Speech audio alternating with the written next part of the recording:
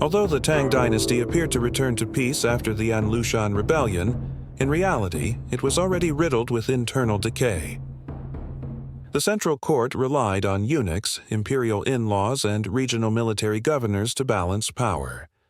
The fiscal system was chaotic, taxes were heavy, and the people suffered immensely. Scholars and intellectuals held ideals for reform, but they were powerless to change this fractured empire. In 874 CE, a great famine struck the region of Shandong. A salt merchant's son, named Huang Chao, who had repeatedly failed the imperial exams, rose in anger. He rallied hundreds of thousands of starving peasants and became their leader.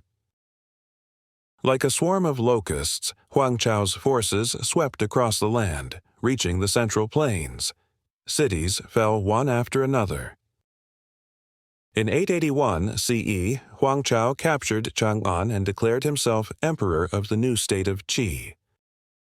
Yet, this peasant army brought no salvation.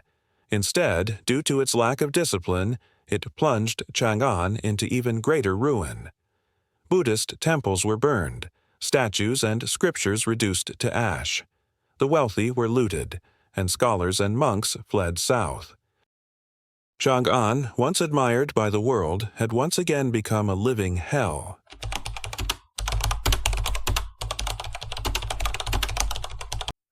In the end, it was not the imperial army, but warlords like Zhu Wen and Li Qiang who were called upon to suppress the rebellion.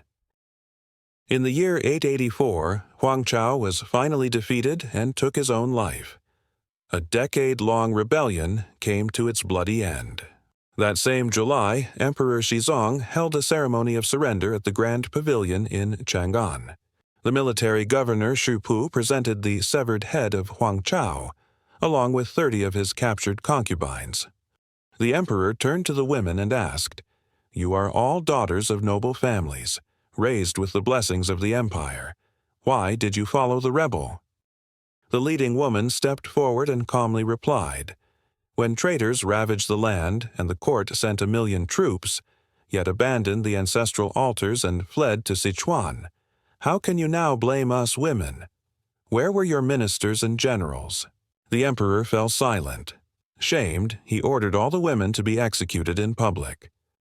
Before their deaths, the executioners took pity and offered them wine to dull the pain. Most wept and died in drunken sorrow. Only the leading woman remained composed. She neither cried nor drank. She walked calmly to her death. No one knows her name, but her words would echo as one of the most searing final laments of a dying dynasty. Meanwhile, warlords like Zhu Wen and Li Qiang, who had helped suppress the rebellion, now commanded massive armies of their own. The Tang court had become a hollow shell, its authority spent, its days numbered. To many historians, the Tang Dynasty, by this time, was merely a broken body, barely clinging to life, waiting for the final blow.